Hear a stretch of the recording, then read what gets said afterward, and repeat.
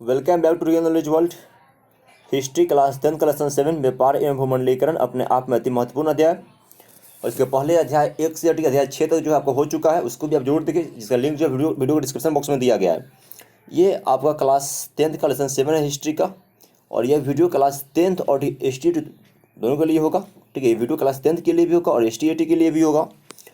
और सबसे पहले आज का मोटिवेशनल लाइन, जिस तरह पतझड़ के बिना पेड़ पर नए पत्ते नहीं आते, जिस तरह पतझड़ के बिना पेड़ पर नए पत्ते नहीं आते, ठीक उसी तरह कठिनाइयाँ और संघर्ष के बिना भी अच्छे दिन नहीं आते।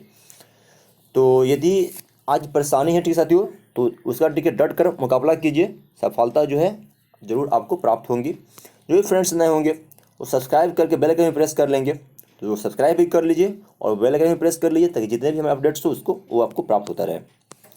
आज का फर्स्ट क्वेश्चन आपके स्क्रीन पे, रेशम मार्ग कहाँ से आरंभ होता था? रेशम मार्ग कहाँ से आरंभ होता था? भारत, चीन, इराक से या ईरान से? रेशम मार्ग बताइए कहाँ से शुरू होता था? तो चीन से ना, ऑप्शन नंबर बी। ठीक है, रेशम मार्ग चीन से आरंभ होकर मध्य एशिया होते हुए ये यूरोप तक जाता था, तो ऑप्शन नंबर बी चीन से। अंतर्राष्ट्रीय आर्थिक विनिमय का प्रवाह किस पर आधारित नहीं है? अंतर्राष्ट्रीय आर्थिक विनिमय का प्रवाह किस पर आधारित नहीं है? व्यापार, श्रम, पूंजी या उद्योग? तो उद्योग पर, ऑप्शन नंबर डी। अंतर्राष्ट्रीय आर्थिक विनिमय का प्रवाह उद्योग पर आधारित नहीं है, option number D is your right answer. भूमंडलीकरण शब्द का इजाद किसने किया? मतलब कि भूमंडलीकरण शब्द का प्रयोग पहली बार किसने किया? प्रोफेसर केन्स, ब्रिया, फ्रेडरिक विलियम्स या जॉन विलियमसन? भूमंडलीकरण शब्द का इजाद किसने किया था? तो जॉन विलियमसन ने, ऑप्शन नंबर डी। ठीक है, अमेरिकी नागरिक जॉन विलियमसन ने सबसे पहले 1990 ईस्वी में, कब? 1990 ईस्वी में जो था ना, भूमंडलीकरण शब्द का इजाद किया था, option number D is your right answer, ध्यान दीजिएगा। भारत में आर्थिक मंदी का सबसे बुरा प्रभाव किस पर पड़ा? भारत में आर्थिक मंदी का सबसे बुरा प्रभाव किस पर पड़ा? मध्यम वर्ग पर, जमींदारों पर, किसानों पर या व्यापारियों पर? आर्थिक मंदी जो कि आपका 1929 में आया हुआ था और इसका इफेक्ट जो था 1933 तक रहा, तो इसका प्रभाव सबसे अधिक किस पर पड़ा? तो किसानों पर, ऑप्शन नंबर सी। भारत में आर्थिक मंदी का सबसे अधिक प्रभाव किसानों पर पड़ा, option number C is right answer. और ध्यान दीजिएगा, यदि देश का नाम पूछे कि 1929 के आर्थिक मंदी का सबसे अधिक इफेक्ट मतलब किस देश पर पड़ा, तो अमेरिका पर, और सबसे कम तो रूस पर। गुलामी प्रथा का प्रचलन किस देश में था? गुलामी प्रथा का प्रचलन किस देश में था? भारत, चीन, अमेरिका या रूस? तो अमेरिका में, ऑप्शन नंबर सी। अमेरिका में आपका था गुलामी प्रथा का प्रचलन, option number C is your right answer. गुलामी प्रथा अमेरिका। चटनी म्यूजिक किस देश में मशहूर था? चटनी म्यूजिक किस देश में मशहूर था? मॉरिशस, चीन, मियाद और गुयाना, श्रीलंका? चटनी म्यूजिक बताइए किस देश में फेमस था ये? तो मियाद और गुयाना में, option number C. Chutney music मियाद और गुयाना में फेमस था, option number C is your right answer. Paris शांति सम्मेलन कब हुआ था? पेरिस शांति सम्मेलन कब हुआ था? यदि आपको याद हो तो फर्स्ट वर्ल्ड वॉर की समाप्ति के बाद आपका ये हुआ था। कब? 1919 ईस्वी में, ऑप्शन नंबर बी। 1919 ईस्वी में हुआ था पेरिस शांति सम्मेलन, option number B is your right answer. और इसी में आपका वर्साई की संधि भी हुआ था, ध्यान दीजिएगा। G8 की स्थापना कब हुई थी? G8 की स्थापना कब हुई थी? तो 1975 में, option number A. Group of 8, ये दुनिया के 8 जो है बड़े देशों का समूह है ये आपका। तो ग्रुप ऑफ 8 G8 1975 1975 में बना था। और इसके मेंबर देखिए कौन कौन से हैं। तो G8 के सदस्य देश France, Germany, Italy, Britain, Japan, America, Canada और रूस। ठीक, ये जो 8 देश है G8 के क्या है? मेंबर कंट्री है। अगला प्रश्न, भारत में अकाल कब पड़े थे? भारत में अकाल कब पड़े थे? तो देखिए यहाँ पे आपको टाइम पीरियड दिया गया साथियों। ठीक है, यहाँ पे कुछ समय का अवधि है। तो 1850 टू 1920 ये सबसे जो अधिक अकाल था इंडिया में, ये 1850 से लेकर के जो था ना 1920 के बीच में पड़ा हुआ था। तो 1850 से 1920 के बीच में, ऑप्शन नंबर ए। भारत में मैक्सिमम अकाल पड़े हुए थे, option number A is your right answer. भूमंडलीकरण की शुरुआत किस दशक में हुई? भूमंडलीकरण की शुरुआत किस दशक में हुई थी? भूमंडलीकरण की शुरुआत किस दशक में हुई? तो 1990, ऑप्शन नंबर ए। 1990 के दशक में ना, option number A is your right answer. ध्यान दीजिएगा, 1990 के दशक में जो था भूमंडलीकरण की शुरुआत हुई थी। भूमंडलीकरण को हम लोग कई बार जो है वैश्वीकरण भी बोलते हैं। वैश्वीकरण बोलिए या भूमंडलीकरण बोलिए, या आप बोल दीजिए इंग्लिश में क्या, ग्लोबलाइजेशन। विश्वव्यापी आर्थिक संकट किस वर्ष आरंभ हुआ था?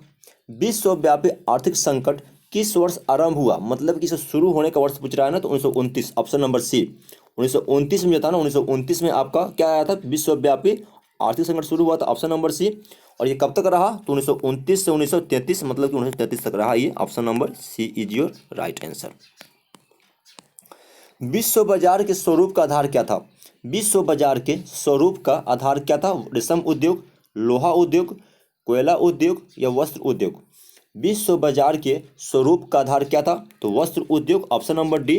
ठीक है, वस्त्र उद्योग जो था विश्व बाजार के स्वरूप का आधार था, option number D is right answer. कोयला उद्योग इंडिया में कब शुरू हुआ, तो 1814 में, 1814 ईस्वी में। और लोहा उद्योग को जो है ना हम लोग क्या बोलते हैं, उद्योग की जननी बोलते हैं। और रेशम उद्योग जो है, ठीक है, रेशम जो है देखिए ये रेशम के कीड़े से होता है प्राप्त, जो कि शहतूत के पेड़ पर आता है। विश्व बाजार का विस्तार आधुनिक काल में किस समय से आरंभ हुआ, विश्व बाजार का विस्तार आधुनिक काल में किस समय से आरंभ हुआ, तो 18वीं सेंचुरी, ऑप्शन नंबर बी, 18वीं शताब्दी से। 18वीं शताब्दी से जो था ना, 18वीं शताब्दी से आधुनिक काल में विश्व बाजार का विस्तार आरंभ हुआ, option number B is your right answer. विश्व बाजार के रूप में पहला कौन सा नगर उभर कर सामने आया, विश्व बाजार के रूप में पहला कौन सा नगर उभर कर सामने आया, लंदन, पेरिस, अलेक्जेंड्रिया या दिलमुन, तो अलेक्जेंड्रिया, ऑप्शन नंबर सी। विश्व बाजार के रूप में, ठीक है, सबसे पहला जो था अलेक्जेंड्रिया सामने आया था, ऑप्शन नंबर सी।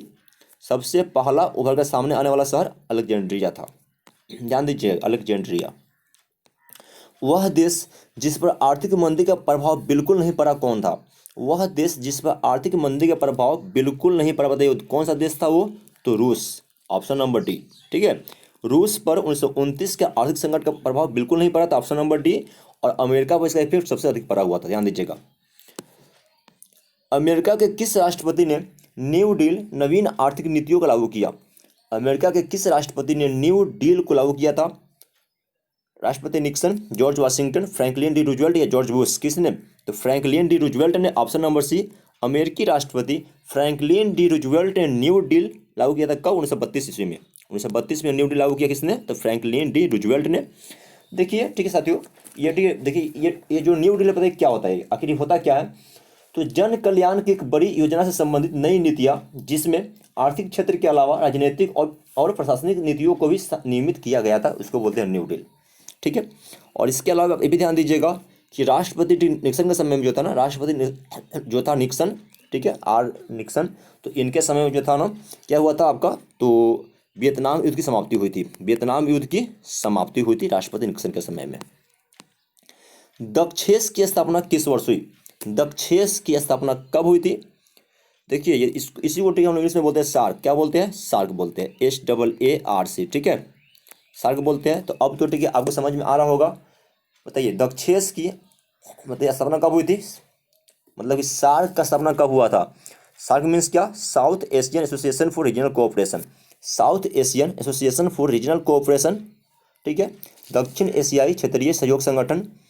तो इसका निर्माण कब हुआ था, तो 8 दिसंबर 1985 को, 8 दिसंबर 1985 को हुआ था। इसका मुख्यालय कहाँ पे है, काठमांडू नेपाल में है, तो option number D, option number D is जो राइट आंसर, 8 दिसंबर 1985। अगला प्रश्न देखिए यहाँ पे, सार्क की स्थापना 8 दिसंबर 1985 को हुई थी। इसका मुख्यालय नेपाल की राजधानी काठमांडू में है। इस संगठन का उद्देश्य दक्षिण एशिया में आपसी सहयोग से शांति और प्रगति हासिल करना है। सार्क के 7 सदस्य देश हैं, भारत, पाकिस्तान, बांग्लादेश, श्रीलंका, नेपाल, भूटान और मालदीव। ठीक है, तो ये जो है 7 कंट्री जो सार्क के मेंबर है, ध्यान दीजिएगा, PDF पे आपको मिल जाएगा टेलीग्राम पे।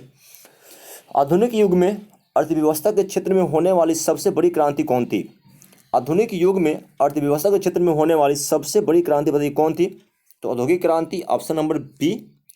ठीक है, आधुनिक युग में अर्थव्यवस्था के क्षेत्र में होने वाली सबसे बड़ी क्रांति कौन थी, तो औद्योगिक क्रांति। और यदि सवाल आ जाएगा कि औद्योगिक क्रांति जो था कहाँ से शुरू हुआ था, किस देश से शुरू हुआ था, तो इंग्लैंड से। 18वीं शताब्दी में जो था ना, 18वीं शताब्दी में सबसे पहले इंग्लैंड से शुरू हुआ था क्या, इंडस्ट्रियल रिवोल्यूशन, औद्योगिक क्रांति। अगला प्रश्न, होसे मेला का आयोजन कहाँ होता था, होसे मेला का आयोजन कहाँ किया जाता था, गुयाना, मॉरिशस, त्रिनिदाद या सूरीनाम। होसे मेला का आयोजन कहाँ होता था, बता दीजिए किस देश में, होसे मेला बताइए कहाँ पे। बहुत बढ़िया, बहुत बढ़िया, चलिए गजब, बहुत अच्छा आप लोग आंसर दे सकते हो, बहुत बढ़िया। बताइए होसे मेला का आयोजन कहाँ पर होता है ये, तो त्रिनिदाद में ना, त्रिनिदाद में, option number C, Hosay mela Trinidad, option number C is right answer. और ठीक है, आप ये भी ध्यान दीजिएगा, देखिए जी ये जो देश है ना मॉरिशस, ठीक है, देखिए काफ़ी मतलब ये फैक्ट है कि देखिए एक देश है मॉरिशस और इसका जो राष्ट्रीय भाषा क्या है वो भोजपुरी है। मतलब कि मॉरिशस का जो राष्ट्रीय भाषा क्या साथी है, भोजपुरी है। इसका राष्ट्रीय भाषा इस देश का भोजपुरी। गजब। चलिए, इंटरेस्टिंग पॉइंट है। ब्रेटन वुड्स सम्मेलन किस वर्ष हुआ? ब्रेटन वुड्स सम्मेलन मतलब कब हुआ था? ब्रेटन वुड्स सम्मेलन किस वर्ष हुआ था? तो 1944 में, ऑप्शन नंबर सी 1944 ईस्वी में। कब? 1944 में हुआ था आपका ब्रेटन वुड्स सम्मेलन। ठीक है, ध्यान दीजिए, सवाल इंपॉर्टेंट है ये भी। अमेरिका के किस क्षेत्र को सोने का शहर कहते थे? अमेरिका के किस क्षेत्र को सोने का शहर बोलते थे? New York, New Jersey, El Dorado या बाल्टीमोर? तो El Dorado, option number C. ठीक है, एल डोराडो को साथियों हम बताते हैं, हम लोग क्या बोलते थे? तो सोने का शहर, मतलब ठीक उस समय इसको बोला जा रहा था सोने का शहर किसको? एल डोराडो को। Option number C is right answer, El Dorado. 1923 में विश्व को पूंजी देने वाला दुनिया का सबसे बड़ा कर्जदाता देश कौन था? 1923 में विश्व को पूंजी देने वाला दुनिया का सबसे बड़ा कर्जदाता देश कौन था? तो ये था अमेरिका, ऑप्शन नंबर बी। ठीक है, फर्स्ट वर्ल्ड वॉर में जहाँ अन्य देश जो था आपस में लड़ रहे थे, वहीं पे अमेरिका उनको हथियार और खाद्यान्न सामग्री, ठीक है, बेच के मतलब क्या किया, उसको मतलब बेच करके अपना पूंजी बनाया। और बाद में यानी युद्ध की समाप्ति के बाद जब ठीक अन्य देश का हालत ख़राब हो गया, तो ये जो था उन्हीं को क्या लगा? कर्ज देने लगा। और बाद में जो था ठीक है, जब आपका आर्थिक मंदी आया 1929 में, तो इसका मतलब सबसे खराब जो था इफेक्ट आपका अमेरिका पर ही पड़ा। तो ऑप्शन नंबर बी यहाँ पे आपका हो जाएगा अमेरिका। ईस्ट इंडिया कंपनी अफीम किस देश को भेजती थी? ईस्ट इंडिया कंपनी अफीम किस देश को भेजती थी? तो चीन को, ऑप्शन नंबर डी। और ध्यान दीजिएगा 31 दिसंबर 1916 को जो था ना, ठीक साथियों, 1600 ईस्वी में जो था ईस्ट इंडिया कंपनी का स्थापना हुआ था। कब? 1600 ईस्वी में।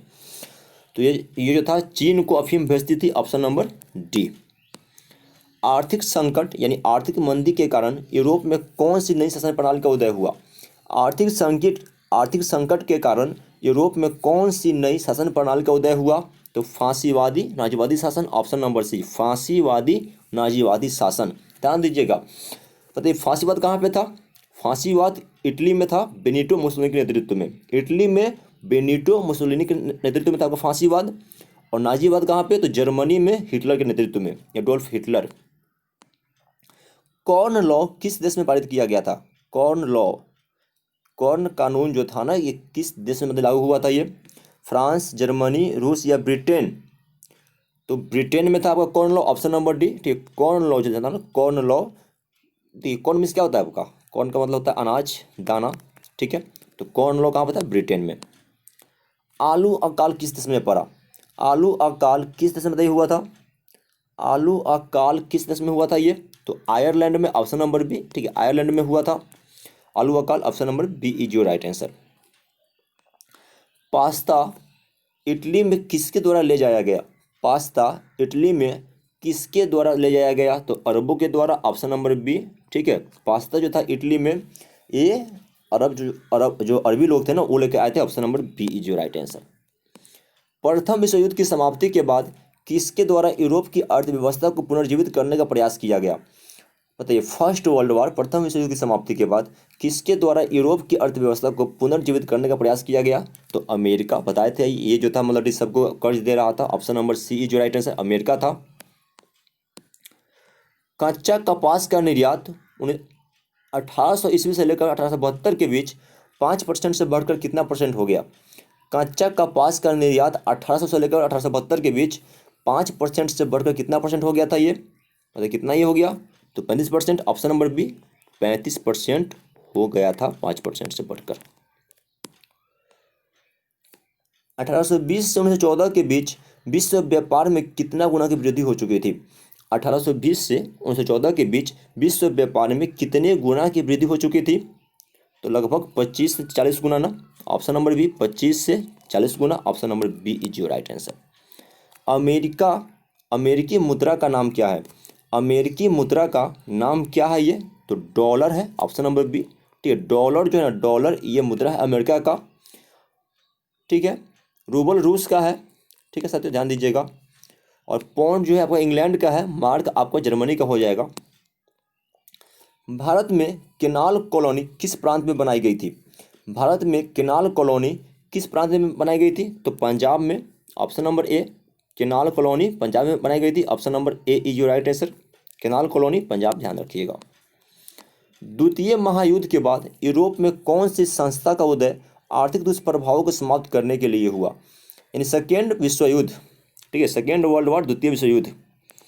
तो द्वितीय विश्व युद्ध या महायुद्ध के बाद यूरोप में कौन सी संस्था का उदय आर्थिक दुष्प्रभाव को समाप्त करने के लिए हुआ? सार्क, नेटो, ओपेक, यूरोपीय संघ। देख सकते हैं यहाँ पे क्या आ जाएगा? सेकेंड वर्ल्ड वॉर के बाद बताइए यूरोप में कौन सा ग्रुप बनाया गया था? तो यूरोपीय संघ, European union, option number D. ठीक है, यूरोपीय संघ बोलिए या यूरोपियन यूनियन बोलिए, option number D is your right answer. England कपास का आयात मुख्य रूप से कहाँ से करता था? इंग्लैंड कपास का आयात मुख्य रूप से बताइए किस देश से करता था? भारत से, चीन से, फ्रांस या स्पेन से? तो इंग्लैंड में कपास जो था ये इंडिया से जा रहा था, ऑप्शन नंबर ए भारत से। और यहाँ से कपास ले जा करके फिर मतलब इंग्लैंड में क्या करते वो लोग, उसको मतलब उसका प्रोसेसिंग करके वहाँ पे कपड़ा बनाते और फिर उसको मतलब पुनः उस बने हुए कपड़ा को इंडिया में भेज देते। तो ये था उस उनका धंधा ये था।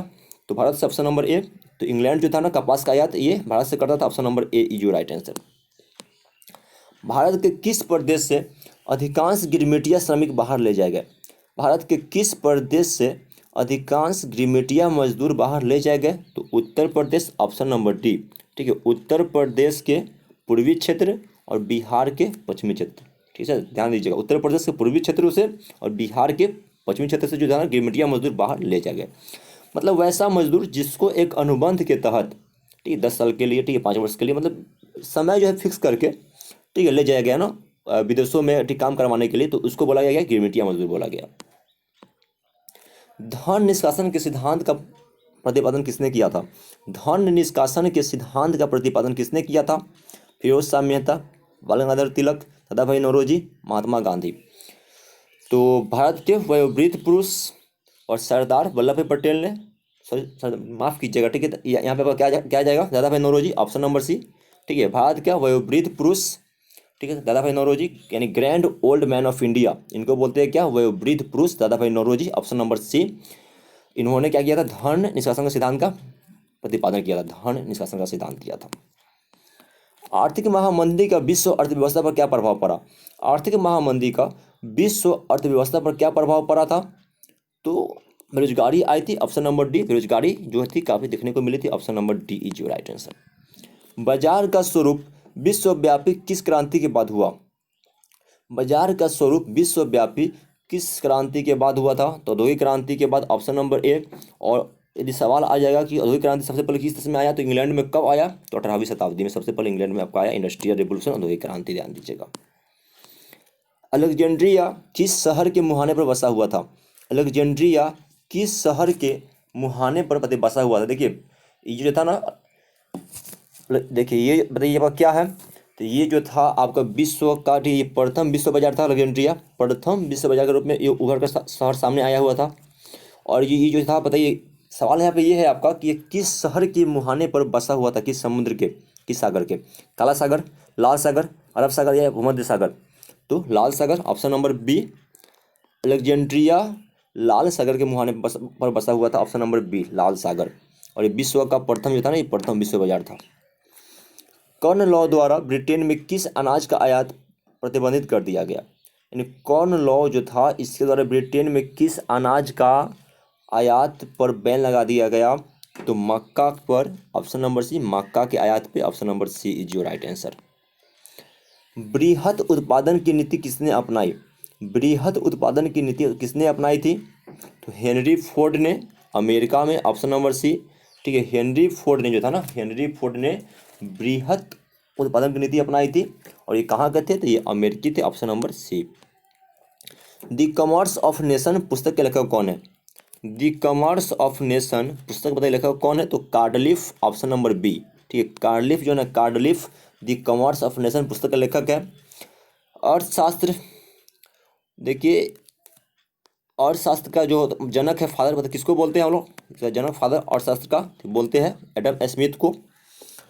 और ठीक है, एडम स्मिथ ने ही एक सिद्धांत दिया था क्या? तो तो मिस कर रहे हैं, माइंड से निकल रहा है अभी। अच्छा देखते हैं आगे, माइंड में आएगा तो आपको बताते हैं। चलिए, ओटावा सम्मेलन किस वर्ष हुआ था? ओटावा सम्मेलन किस वर्ष हुआ था? बताइए, ओटावा सम्मेलन बताइए किस वर्ष हुआ था ये? तो 1932 में, ऑप्शन नंबर सी। 1932 में हुआ था, ऑप्शन नंबर सी जो राइट आंसर। अच्छा बताइए, ओटावा क्या है? तो ओटावा जो है ये आपका कनाडा की राजधानी है। कनाडा की राजधानी है ओटावा। और ओटावा सम्मेलन कब हुआ था? 1932 में हुआ था ओटावा सम्मेलन। संयुक्त राष्ट्र मौद्रिक एवं वित्तीय सम्मेलन किस वर्ष हुआ था? संयुक्त राष्ट्र मौद्रिक एवं वित्तीय सम्मेलन कब हुआ? तो 1944 में हुआ था आपका, ऑप्शन नंबर डी। और ब्रेटन वुड्स संस्था भी कब बना? तो 1944 में ही बना हुआ था, तो option number D is your right answer. बृहद उत्पादन व्यवस्था किस देश में आरंभ की गई थी? बृहद उत्पादन व्यवस्था किस देश में आरंभ की गई थी? तो अमेरिका में हेनरी फोर्ड के द्वारा, ऑप्शन नंबर सी। अमेरिका में हेनरी फोर्ड द्वारा, option number C is your right answer. Sikandar कहाँ का निवासी था? सिकंदर कहाँ का निवासी था ये? सिकंदर कहाँ का निवासी था? यूनान का, ऑप्शन नंबर सी। ठीक, सिकंदर कहाँ का था ये? यूनान का था, option number C is your right answer. प्राचीन काल में किस स्थल मार्ग से एशिया और यूरोप का व्यापार होता था? प्राचीन काल में किस स्थल मार्ग से एशिया और यूरोप का व्यापार होता था? सूती मार्ग, रेशम मार्ग, उत्तरा पथ या दक्षिण पथ? ठीक है, तो इसका ठीक आंसर जो है, ठीक है, आप ठीक है, आपको ठीक देना कमेंट बॉक्स में। ठीक है, और देखिए, यदि आप ठीक है साथियों, यदि आप ठीक है कॉम्पिटेटिव एग्जाम की तैयारी करते हैं तो ठीक है, हमारा ठीक है एक साथियों आपको न्यू चैनल है सिलेक्शन पॉइंट। क्या नाम है इसका? Selection point. तो इसको भी ठीक है आप जो है सब्सक्राइब कर लीजिए। और यहाँ पे जो आपको रीजनिंग मैथ वगैरह का जो है काफ़ी मतलब बेहतरीन वीडियोज मिल जाएंगे। तो इसको भी ठीक है आप ठीक है सब्सक्राइब कीजिए। इसका लिंक जो है वीडियो के डिस्क्रिप्शन बॉक्स में दिया गया है, तो डिस्क्रिप्शन बॉक्स में दिए गए लिंक पर क्लिक कीजिए, सब्सक्राइब कीजिए और PDF भी ठीक है आप डाउनलोड कर लीजिए। बस इतना ही आज के लिए। जय हिंद। और वीडियो ठीक है लाइक जरूर कीजिएगा, ठीक है, लाइक भी कर दीजिए। तो जय हिंद, जय भारत, वंदे मातरम।